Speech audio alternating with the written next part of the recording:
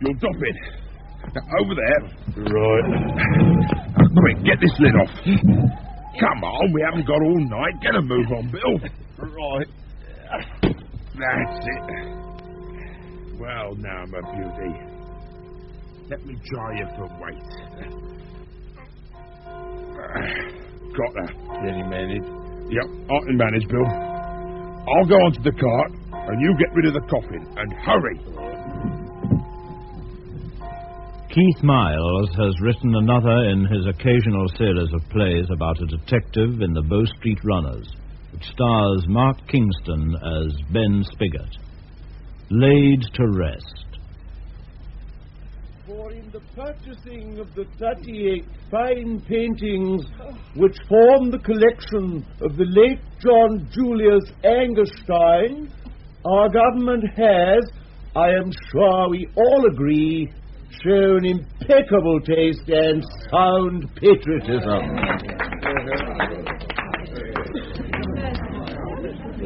You seem bored, Joe. One painting looks like another to me, Mr. Spigot. I don't have any of that impeccable taste he was talking about. But you have plenty of sound patriotism. So? You shall be proud to be here on this historic occasion. Think, Joe. A national gallery. These paintings belong to the English people. But only a handful will ever see them. I can think of much better things for Parliament to spend £57,000 on. A metropolitan police force, for instance? Exactly, Mr. Spigot. Then we could be tracking down criminals while they looked after dull jobs like guarding a load of oil paintings. The Angerstein collection has been called more flattering things in its time. Do you see that man standing next to Sir Henry? That is Dr. Bartholomew Kemp, the famous anatomist. And who is the man waving his arms about? His brother, Ashley Kemp, the not quite so famous artist. Come, Joe, we need to be within earshot. I simply cannot countenance the idea of an English National Gallery which consists almost entirely of foreign works. I mean, it's a monstrous absurdity. Well, there is Hogarth's Marriage a la Mode. A beacon in the darkness, Sir Henry. What about Wilkie's Village Festival? The darkness itself, copied from the Dutch masters, except that Wilkie has dismissed the drunken deform from his composition in order to satisfy the false puritanism of the English. As a nation, we have always responded more readily to the Italian Renaissance and the achievements of the 17th century French painters. I do believe my brother is setting himself up as an authority on art now. Are you? All that I am saying, Ashley, is that this collection reflects current opinion very well.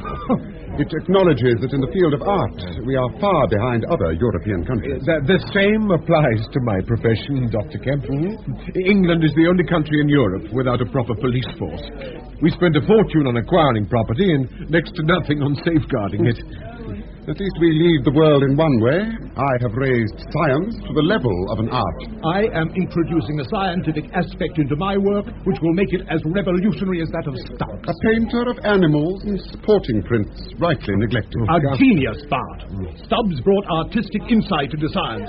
Consider his comparative anatomical exposition of the human body. With that of the tiger and the common fowl. Who wishes to know of tigers and common fowl? Sheer artistic fancy. I am the tiger and you the common fowl. Agreed. You are the terrestrial creature. I soar about. We seem to have forgotten that we are here to view the paintings. Tigers and common fowl, indeed. You're both conducting yourselves like children. Your servant, Fanny. Why on earth did you come here? In the interests of peace and harmony, someone had to be on hand to separate you two. But if I'd known, Fanny, I would have called for you in my carriage. I'd no notion of your intention. Since my brother has forgotten the civilities, Sir Henry, allow me to introduce Miss Fanny Mandrake. An artist in my own right, Sir Henry, if I say so myself. Indeed, yes. Your reputation has more than preceded you. Sir Henry is from the police office in Bow Street. Then I must not stay near him. If it's even suspected that Fanny Mandrake is at all law-abiding, my reputation, instead of preceding me, would rattle behind me. If you wish to leave now, I will be When only... I have yet to make my full impact on the gathering. You're too impulsive, Ashley. Would you care to examine the paintings, Fanny? I will accompany her. But if Fanny finds your attentions irksome... It's only your incessant bickering which I find irksome. As it happens, I've been able to study most of the collection. Then let me hazard a guess which caught your imagination most. I would say Titian's Venus and Adonis. What a divinely wicked suggestion. Fanny admires style, success, scale. She will choose the largest painting on display, Del Piombo's The Raising of Lazarus. I have taught Fanny the finer points of portraiture. She must therefore favour Van Dyck. All three of you are mistaken. The painting which appeals most urgently to me is by Rembrandt. Come, Ashley. I need to be seen. The pleasure is mine. Rembrandt? But that's precisely the woman taken in adultery. Fanny is the true artist. Beside her, Ashley and I are mere amateurs.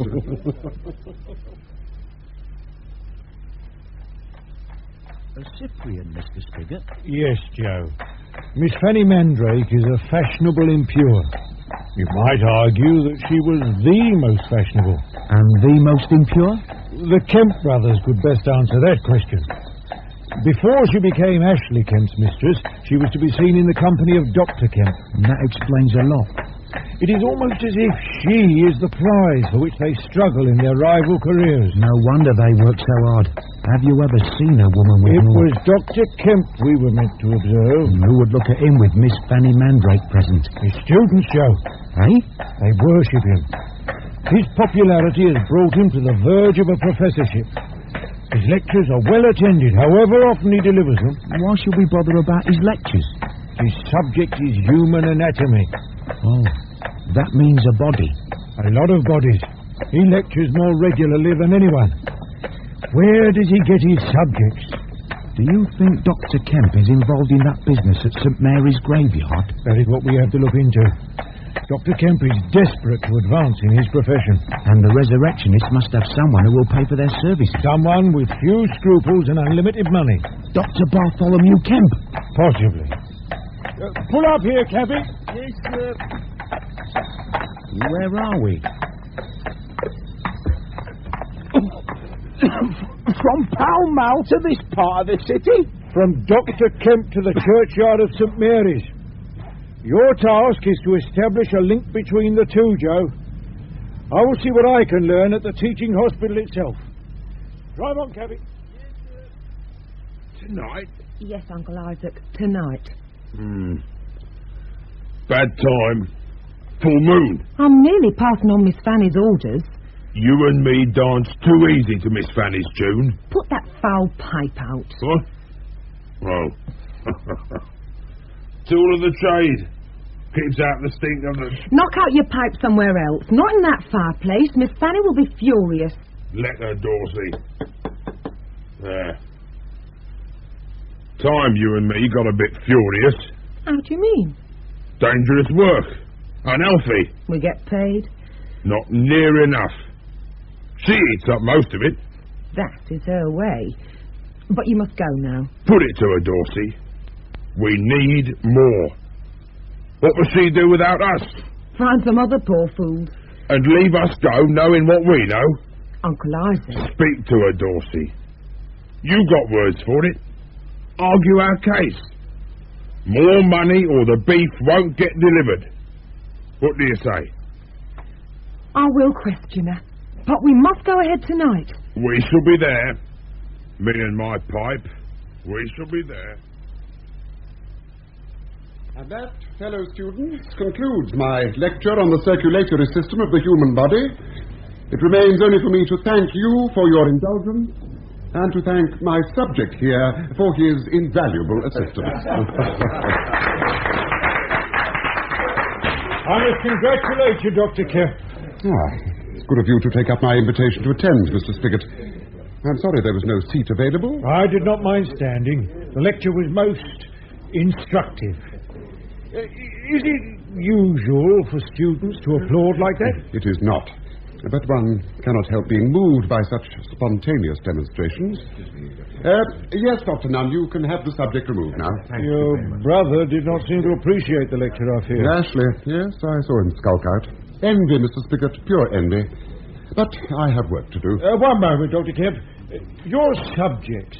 Might I ask how you come by them? Oh, I have no idea. My assistant, Dr. Nunn, takes care of all that. Now, I really must take my leave. But if you lecture so often... discuss the matter with Dr. Nunn. He will tell you everything you wish to know. Goodbye, Mr. Spigot. And did this Dr. Nunn tell you everything? No. He said that a few bodies were those of criminals after execution, part of their sentence. The rest reached the hospital by donation. But who donated them? That is what I would like to know. Dr. Nunn would give no details. Pity. How did you fare, Joe? I learned why I could never work as a grave digger. What about St. Mary's? A case in point. Do you know that 150 cholera victims were buried there recently? I should not have thought there was room. There was not. The grave diggers had to use their imagination. Reopening old graves? That too. Some of the coffins were buried upright, shoulder to shoulder, like a row of soldiers. Others were laid to rest in the foundations of the churchyard wall. It really is crowded. So that any body snatchers would need to know their way round. The same thought struck me, Mr. Spigot. Well? 2 gravediggers have left St. Mary's recently. One was overcome by poisoned air while opening an old grave. And the other? An argument with his employer over low wages. Here we are. I brought you something to drink. Oh, thank you. There. Well, Joe Clinton, you still dreaming dreams of Miss Fanny Mandrake? Ben, tell me what an impression she made on you. Imagine, Mrs. Spigot, to have wealth, fame, and someone like her to take to the opera. A Bow Street runner must resign himself to lesser pleasures. More wholesome ones. Mind you, I will say this for Miss Fanny Mandrake. She's made the most of herself. She'll outlast a lot of her kind. In what way? Oh, I don't wish to interrupt you with silly gossip. Go on, Alice. You may know something we do not. Well, I heard it said that somewhere in Mayfair she keeps a small number of young ladies work for her and through her. Oh, they deal with the very best in society. That is interesting. A certain duke said to frequent the house. Even a bishop's come calling. And the hopes have been defrocked. I beg your pardon, Mrs. Spigot. Don't, Linda, whatever will you say next? I'd better leave you two alone, I see. Drink up, Joe. We have work to do. A visit to Mayfair? I will take care of that. You can find out more about that grave digger who left St. Mary's. What was his name? Tully. Isaac Tully.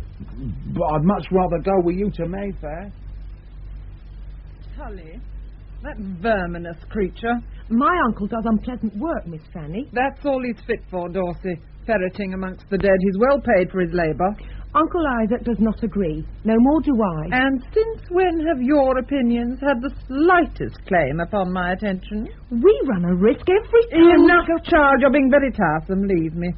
Have you forgotten how much we know, Miss Fanny? You slut.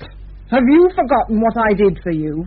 Took you from that miserable shop, gave you clothes to wear, brought you to Mayfair, endowed you with a profession. I educated you.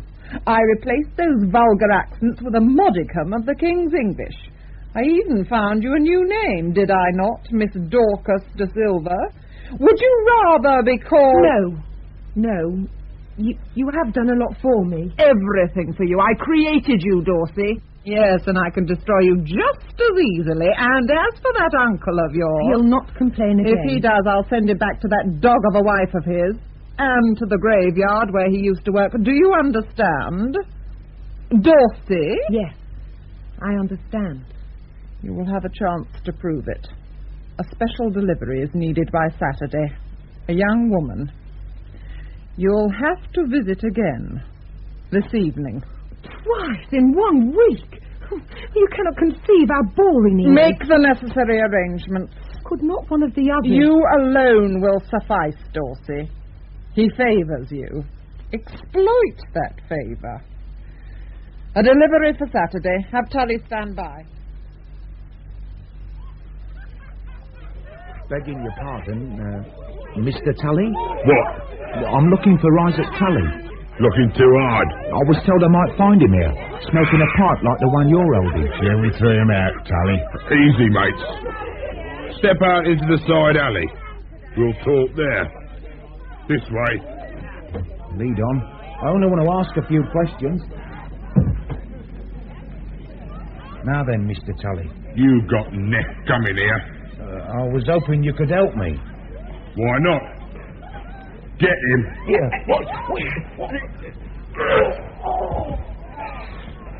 Shall I finish him? Sling him on that cart. He'll wake up with a headache a long way from here. Take his legs.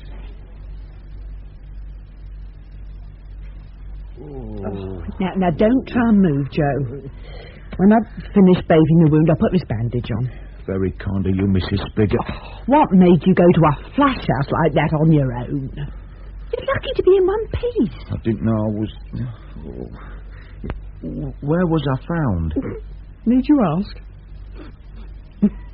Oh, the fish market. Yes. Oh, Joe, was it worth taking such a risk? I think so. I shall know Tully next time I see him. As long as you don't go calling on him at the Black Hell, Winfield Street again. He really set about you. Oh, if Tully's that rough, what must Cold Rose be like? Cold who? Rose, Tully's wife. Oh. He ran away from her. One thing I did learn about him. This Cold Rose puts the fear of death into him. There. Now, that's all the bathing. Now, hold your head still a moment. But I must get up and... You need rest, Joe. That beating took its toll. You stay here till Ben gets back. Where is Mr. Spigot? Looking at more paintings. I hate to rub salt in the wound, but I believe Miss Fanny Mandrake will be there too. Sir Henry and Ben have gone to a private exhibition of the paintings of Mr. Ashley Kemp. Now, let me put this bandage on. And this is one of my earliest works, Nymphs of Play. Yes. It's a startling composition, Mr. Kemp. It's highly dramatic. Do not you think so, Spigot? Of course, Sir Henry. Do you always paint nudes, Mr. Kemp? Yes, always. In the search for truth, one must see everything. I'm sure that your brother would subscribe to those sentiments. He must be as impressed as we are by your work here. Bard is a Philistine. I expect nothing but contempt from him. A fascinating collection, Ashley. What a source of regret it must be that so few of your paintings have attracted a buyer. Do not be vindictive, Bard. One day my work will be sought after, even for inclusion at the National Gallery. My latest painting will raise me to a new height. That would be a most agreeable honour, I must say. Be assured of that, Fanny. May we view this work, Mr. Kemp? No, it's kept hidden under sheets at the far end there. Ashley's afraid to let anyone view it. But if the painting is not finished... Well, that is not the reason I keep it covered, Mr. Spigot. The fact is it might excite my brother's jealousy too much.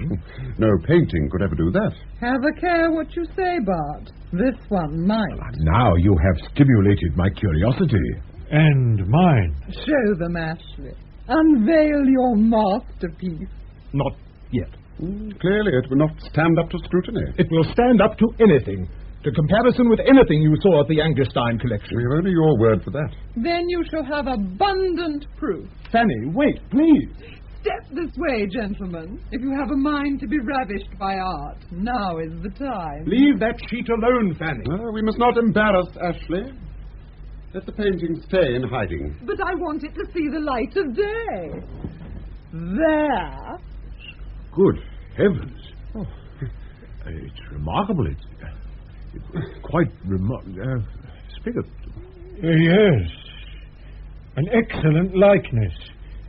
As far as I am able to judge. The rest of me, too, is uncannily captured. Is it not, Bart? Bart. Stop! Do not be so ungracious. And I thought he would enjoy the sight of me reclining on velvet cushions. How disappointing. It has had the desired effect. Cover it up. But Sir Henry and Mr. Spigot might wish to see it. I think that we have seen enough at this stage. And are grateful for the privilege. I will pull the sheet over. There is a lot of work still to be done. A considerable amount of close detail. Yes, and I have many, many hours to pose for Ashley yet. Your wine, Dulcie. Thank you. Wonderful to see you again so soon. Will you not drink with me, Mr. Galander? Oh, yes. To you, Dulcie. or dare I say, to us. To us. I cannot tell you how much I've missed you. Even in the short time since we... Let's not rush things, Mr. Gelander. But I imagined, since you were so anxious to see me again... I require something from you by Saturday. That is impossible. You once told me that all things were possible where I was concerned. Shall I send Tully early Saturday morning? If you knew what you were asking... Don't fret about it. Put your head here. That's it. Problems already seem less severe. You see, I'm willing to accommodate your needs, so I know you will do everything you can to accommodate mine. I will send Tully. No, Do not say anything. I will send Tully for the delivery, and you will give him something else for me as well. Something I want you to get from your surgeon, Mr. Holbrook. A certain potion.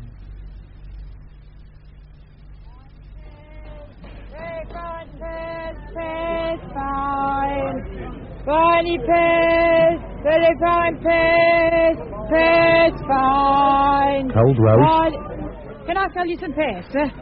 None juice here in Old Covent Garden. I wanted some information. Ah, you stink of fish.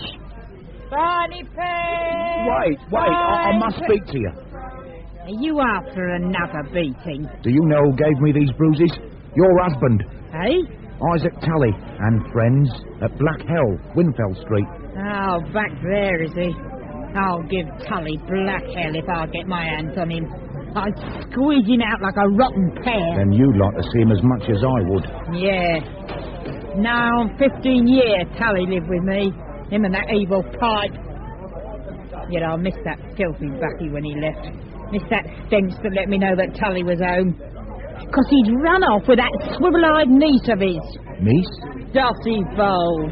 Skin and bone thing with all the airs and graces. 'Cause she worked in a hat shop and wore linen.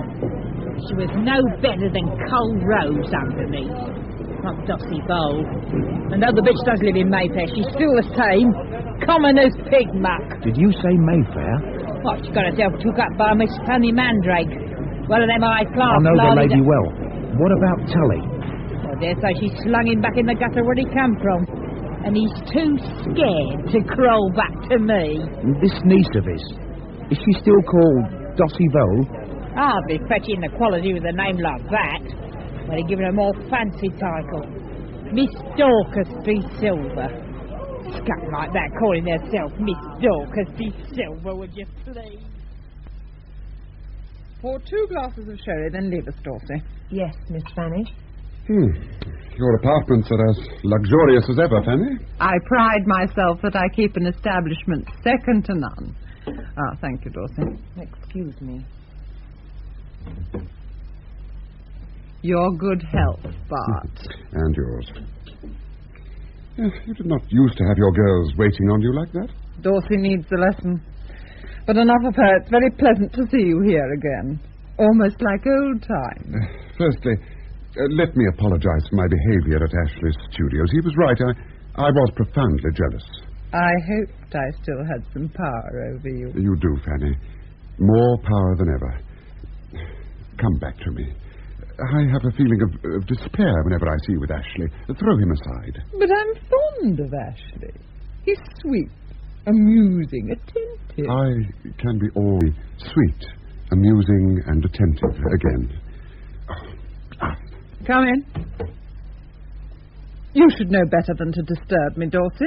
Mr. Spigot has called from Bow Street Police Station. Then he can be sent back there. No. I must leave in any case. But I will return to the subject after Saturday. Goodbye, Fanny. I know the back way out. Goodbye. Let us have Mr. Spigot in, Dorsey. This way, please. Thank you. I'm sorry to intrude like this. What can I do for you? It is one of your charges in whom I'm interested.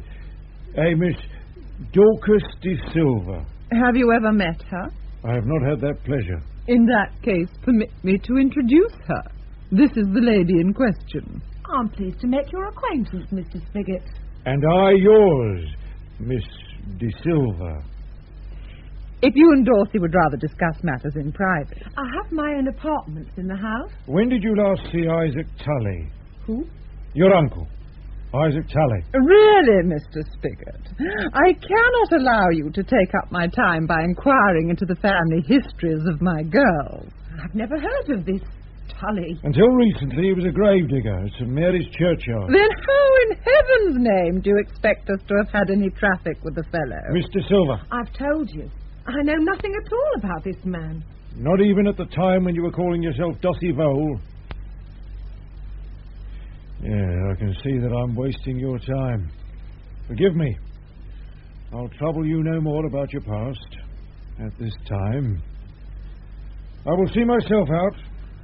Good day. Now can you see the dangers we face? Be quiet.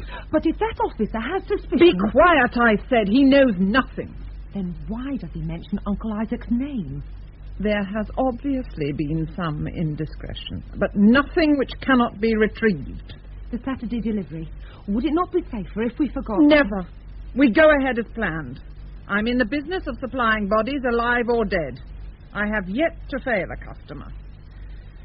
Now, fetch more sherry. I need to think. Nothing to report. Nothing which you might construe as progress, Sir Henry. There is the connection between Tully and Dossie Vole. Yeah, we need a lot more than that, Glendon. What's that smell? I haven't noticed anything. Strange. I swear I detected fish. You say that 2 more bodies were lifted from St. Mary's last night, Sir Henry? Yes. And we're still no closer to learning where they ended up. We know where they did not end up. With Dr. Bartholomew Kemp. How can you be so sure? I made a list of the causes of death of all the bodies lifted from St. Mary's. Most died of old age. The rest were disfigured by disease or were otherwise unsuitable for the purposes of an anatomy lecture. Dr. Kemp is very particular. He only dissects subjects in a fine condition. His assistant, Dr. Nunn, boasted about it. Well, if Kemp's bodies are not from St. Mary's Churchyard, where do they come from? We have no idea. But expect to, very soon. I hope your expectations are fulfilled. I am under considerable pressure to clear up this matter, and I do not enjoy such pressure. It is time for your researches to yield results other than bruised faces and bandaged heads and... Well, there it is again. I can smell fish, I know it. Yes? Mr. Spigot? Oh, my husband isn't in at the moment. I was given his address by Joe Glendon. Oh, I see. In case of information. That's what I come. Would you like to leave a message? Well, then we'll get it, I promise you that. Then tell him that Cold Rose called. Oh, Cold Rose.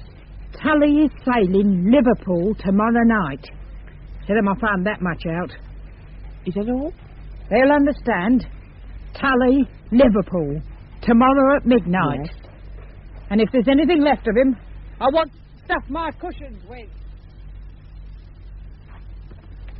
Row more steadily, Joe. You're splashing too much. Why are we going out of the Thames at this time of night? We're going where Cold Rose told us to go. All the way to Liverpool? It is only a quarter of a mile upriver. What do you mean? The Lord Liverpool, Joe. A ship of the line taken out of service 10 years ago. She's moored not far away. And used as a convict ship. Yes, one of the prison hulks. Now, why should Tully go visiting there of a bleak night? What is more to the point, why should we? You heard, Sir Henry. Results are needed. Let me take a turn at the oars. You're shipping too much water. What do you mean, no? I was unable to arrange things, Tully. You promised Dorsey. I warned her of the difficulties. Gave her your word. A young woman is not easy. You got women aboard? Plenty of them. Give me another week. Tonight, Mr. Galander. A few more days, then. Must be tonight. I tell you, I cannot help you. Go back empty-handed? Is that what I'm to do? More than my life's worth. Well, explain my situation. Huh? They will understand. They will have to. What about your superiors? Will they understand the way you run this ship? And your wife? Will she understand Shut the way... your mouth, Tully. You were in this too, remember? I got nothing to lose. Not like you, Mr. Galander, eh? Take that pipe out of my face. Go on, then. Get her. Who? Get what you promised to deliver. Now? I simply cannot. The convicts are all locked away. I'll wait. Be quick. It is not possible. Here, man, look. Give this bottle to Dorsey. It's the poison she asked me to secure from Holbrook, my surgeon. Take it. Dorsey will see that I'm prepared to run risks for her. Reminder of the number of times I've met her wishes in the past. Reminder that I made a delivery only a few days ago. Reminder that... I want what I came for, Mr. Galander. Let me impress upon you how much I have tried to satisfy you in this. It has proved hopeless. Holbrook will not do his part. What? Fetch him. There is no point. Fetch your surgeon. I will make him do his part. Holbrook is indisposed. For the last time, Mr. Galander. Who's that? Stand back. Yes? 2 gentlemen from the Bow Street Police Office, sir. They desire to see you on urgent business. How did they get here? I am unable to meet their request at this hour, Sergeant. They will take no denial, sir. They have documents. I must get out. The window. Use that rope. You will hear from us again, Mr. Galander. Don't mind about that. Go quickly. Very well, Sergeant. Mr. Galander? Yes. This is a very peculiar time to come visiting the Lord Liverpool. You may leave, Sergeant. Yes, sir. We had no choice in the matter of time, sir, or of place. My name is Spigot. This is my colleague, Mr. Glindon. How do you do? He was here. What? Isaac Tully was here. I would know that tobacco reek anywhere. Tully was in this cabin. I have nobody aboard of that name. But I could have sworn that... I too enjoy a pipe of tobacco, Mr. Glindon. Now, perhaps you would account for your presence on the Lord Liverpool? We wish to question the ship's surgeon, sir, with regard to the number of deaths aboard. Conditions here are appalling, Mr. Spigot. They invite disease. Our mortality rate is therefore high and... Might we discuss all this with your surgeon? Yes, to be sure. Sergeant, my compliments to Mr. Holbrook. Ask him if he would be so good as to step this way. Yes, sir. Mr. Holbrook himself has not been feeling too well for a day or two. You will have to make allowances for his condition. He keeps a record of all deaths aboard, I hope. Naturally. It is here in my cabin, with a death certificate for each unfortunate creature duly signed by Mr. Holbrook. I think you will find the procedures all in order. If you could oblige us with the list, we would be happy to go through it with Mr. Holbrook. Certainly. One moment. That tobacco, Mr. Spigot. It must be Tully. We shall come back to that, Joe. Your surgeon.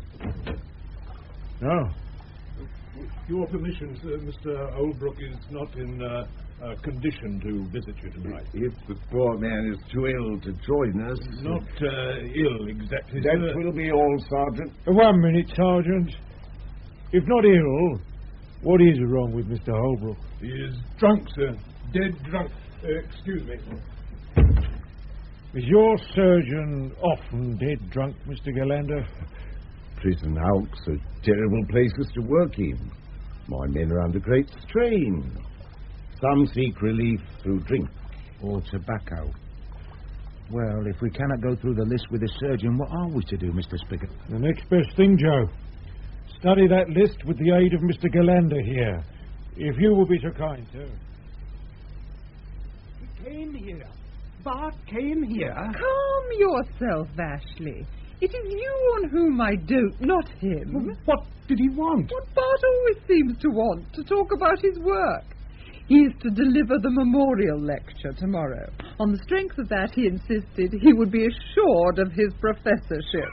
A professorship for a man of his meagre abilities. Mine is the real talent, Fanny. Mine is the true inspiration. I have never doubted you for one moment, Ashley. My art knows no compromise, as Bart will soon discover. You're not leaving me. I have work, Fanny. I cannot rest. Well, let me come with you. I'll share your flights of creation. You have done all you are able to. But Ashley... Goodbye, Fanny. I'm glad you told me that Bart called. It's the spur I needed. He has left me. He's preferred something else to me. Miss Fanny? Miss Fanny? What do you want, Dorsey? Tully is here. He's encountered trouble. Did he collect what he was ordered to? No. Oh, let me speak to the wretch. 2 of Sir Henry Longfoot's men arrived at the ship. One of them was Mr. Spigot. But how? How could he possibly know? I did say it would have been safer. Be silent, child. It would have been safer if I'd not had to use you and that uncle of yours. It would have been safer if I'd never set eyes on either of you. We are not to blame. Oh, first Ashley, now this. I am betrayed on all sides. Too much to bear. I gave my word of honor that the delivery would be made. I have never broken that word. There must be a way. There has to be. Bring Tully to me. But Miss Fanny... Do as I say, Dorsey. We still have time. We still have means. What is more necessary for us to remember? We still have a reputation to maintain. Do not stare at me in that insolent way. Bring Tully. At once. And in return for the services of Mr. Silver, you undertook to provide the bodies? Yes. Yes.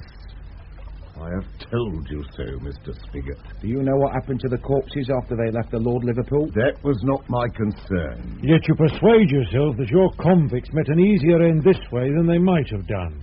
Have you ever seen a human being rot away in the hulk? Have you ever watched a man's spirit breaking, his body decaying, his mind finally giving way? I have been forced to watch such things for years. If I had the choice between their existences and a quick death by poison, I know which I would choose. But your convicts were not given any choice. You and Mr. Holbrook decided for them. And then you paid off your surgeon in brandy. One has to forget somehow, Mr. Glendon. Holbrook's way was no worse than mine. Why was Tully so eager to make a collection tonight? I do not know. Have you no idea where the body was going? Dorsey simply told me. I was informed that a delivery was required by Saturday as a matter of the greatest urgency. By Saturday? Why a young woman? The memorial lecture. What do you mean? Dr. Bartholomew Kemp may gain that professorship on Saturday, Joe, at the memorial lecture, if he is sufficiently impressive. Dr. Nunn said that he would have to exercise care in selecting a subject for dissection. He also said that the lecture would treat of the female anatomy. Today, gentlemen, I wish to attempt something which has not been attempted before at this hospital. I invite you to participate in an anatomical experiment which may make this lecture not merely an annual event, but a significant moment in medical science. Dr. Nunn, if you please, my subject for this memorial lecture. Then where is Miss Fanny Mandrake? Not able to entertain you today, I fear, Mr. Spigot. You are very cool for someone who has just been shown a warrant for her arrest, Mr. Silver. Would you like a sherry, Mr. Glendon? This is not a social occasion. But Miss Fanny taught us always to offer sherry. She was so fond of it herself, you see. One might almost say that she came to rely on it. What are you trying to say? I shall always remember my last vision of her, sitting in that chair, lifting a glass to her mouth and... The poison. Galanda said that he gave a bottle to Tully. Give me that decanter. Did your mistress drink out of this? For the last time. That will teach her to cross me. Oh, she was at pains to point out. Well, she did have a reputation to maintain. Reputation? For providing what she enjoyed providing. I am in the business of supplying bodies, alive or dead. That is what Miss Fanny Mandrake told me. And she is as good as her word. I do not follow. I'm afraid that I do, Joe. The lecture. But Galanda did not deliver a body to Tully. Miss Fanny found that unforgivable. At her own insistence, her very own. A delivery had to be made last night. You mean... Yes, Joe. We must call on Dr. Bartholomew Kemp, however inconvenient it may be for him. I now come to one of the most delicate operations, the removal of the heart intact. I would ask you to observe that the heart of the female differs in some respects from that of the male. To begin with, there is the matter of size. Excuse me, let us What is going on? With you, if I may. Forgive this intrusion, Dr. Kemp. I am in the middle of the most important lecture of my career, sir. I must not be disturbed. Please leave at once. Not until I've made some inquiries. Look, Mr. Spigot, it's not her. Not who? Refrain from examining my subject in that way. I apologize for the untimely interference, gentlemen. The lecture will continue almost immediately. Well, Mr. Spigot. We appear to have made a mistake, Dr. Kemp. Most assuredly, sir. But if the body has not come here... I insist that you go at once. These gentlemen are here to watch an artist at work. Please, Mr. Spigot. Come, Joe. We have the wrong artist. I think I know where we can find the right one. Our apologies, Dr. Kemp. How beautiful you look lying there, Fanny. And how fitting that you should be my model in death as in life. Bart thinks that he has the supreme talent, that he is the only expert on human anatomy. But I have learned all that he can teach. It is time for me to bring my own gifts into use. You see, I have my set of instruments just as Bart does. I have my inspiration to drive me on just as he does. And now, I have you forever, my dearest Fanny. Lie still. I will not hurt you. Lie very still.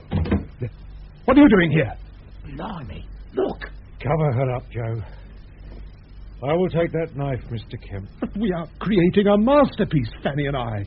We shall do for the human body in artistic terms much more than Bart could ever do in scientific terms. Then why take a leaf out your brother's book? All these instruments... I do not spurn science as my brother spurned art. I make use of it. I even made use of Bart's own assistant, Dr. Nunn, when I needed a woman's body. There is a rewarding irony in that, is there not? Dr. Nunn became my assistant. You will have to accompany Mr. But Glendon. I must complete my masterpiece in a way that will make me as immortal as my mentor, Stubbs. Mr. Kemp. Stubbs was to the horse what I shall become to the female form. He studied his subject in detail, dissecting horses, turning his studios into an anatomical workshop. I shall do the same for my chosen subject, woman. Take him away, Joe. Explore in depth. That was the technique which Stubbs followed throughout his career. This way, Mr. Kemp. But what about my model? We shall take care of Miss Fanny Mandrake, sir. You will have no further use for her now. Your tea, Sir Henry? Oh, thank you, Mrs. Spigot. That's most welcome. Were there many people at her funeral, Sir Henry? There were hundreds. But admirers were legion. All of them gathered to see Miss Fanny Mandrake finally laid to rest. How can people admire her when she's been engaged in such dreadful things? The circumstances of her death won her a lot of sympathy, Alice. And the full details of her activities have not been released. They are not even known. Quite. We have only just apprehended Isaac Tully and his associate. He has been able to give us information about the thefts from St. Mary's graveyard, so that business can be sorted out as well. Was Dr. Kemp at the funeral? Oh, yes. I see that they have offered him the professorship. After all that's happened. He was not involved himself. Dr. Nunn was the meat trader. Even to the extent of obliging Ashley Kemp when the price was right. Dr. Kemp knew nothing at all of this. Well, I believe Dr. Kemp should have known. That is what he feels himself, Mrs. Spigot. He is to decline the professorship and retire from the hospital. Rightly, in my view. But why, Sir Henry? Because he feels responsible. If he had not pursued his own ambitions so relentlessly, his brother might not now be awaiting trial, and Miss Fanny Mandrake might not now be dead. It's a case that I'm glad to see the back of, I must confess. All experience is useful, Joe. I've no wish to repeat some of those experiences again. Finding Mr. Kemp at his studio like that. I think I can guarantee you a more healthy assignment next, Lyndon. You too, Spigot. What might that be, sir? I have been asked to place some men on duty looking out for pickpockets. Where? At Newmarket. Horse racing. Exactly what you need, Joe. Fresh air and fine sport. Yes, and a chance to forget all about this glass business. With all those horses about, after what Mr. Kemp said about that character Stubbs, I shall never be able to look a horse in the face again.